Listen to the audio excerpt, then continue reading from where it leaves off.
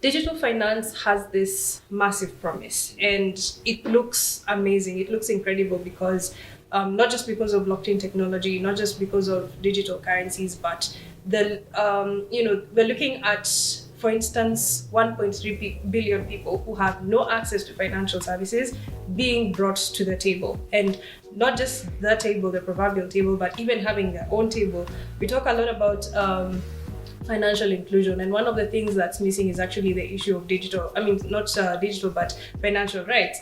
But I'll touch on digital rights as well, because if you talk about digital finance, then the question is, are the people that you're offering these services in a position to access them in the first place?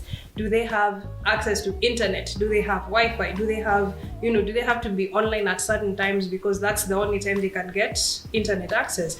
And these are the questions that we need to be able to get into to address, so that people can actually then get into these financial services that don't necessarily require them to have too much documentation, bank accounts. Because again, when we talk about, let's say, rural Africa, where you will have more people with mobile phones than bank accounts, that's a fact. So we have to talk about mobile friendly or mobile first financial services. And for these mobile first financial services, then the next line that will actually get to them faster than banks can probably be built there is internet. So we need more conversations on free, publicly accessible and high quality internet, so that millions more people can actually become digital players and economic contributors in this whole digital financial world for Africa. So I see a lot of possibility, yes. And if we're not careful, on the flip side,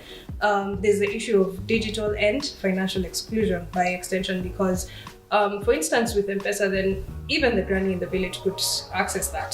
She didn't need to be online. That was awesome. There was no bank there to get, there's no bank there to get to her, but through her kids, probably then indirectly she's connected. But let's looking beyond a world without M-Pesa, let's say the larger Africa, then we have to really ask ourselves, how do we make it possible and seamless and even giving rights to people, digital financial rights? Like, does someone really have a digital financial right to a service? Because when we step onto Twitter and we see people complaining about someone shut my account without my approval, I'm seeing money missing and no one is going to help me, I have to follow this, I have to follow that. What frameworks are there to address that? Do people really know their financial rights, their digital rights? Do you even talk about these things to begin with? But I think with this summit, and I'm really excited about this, because as we start such conversations, then they catch on and they get a life of their own. And I'm really just anticipating what will come out of this. Yeah.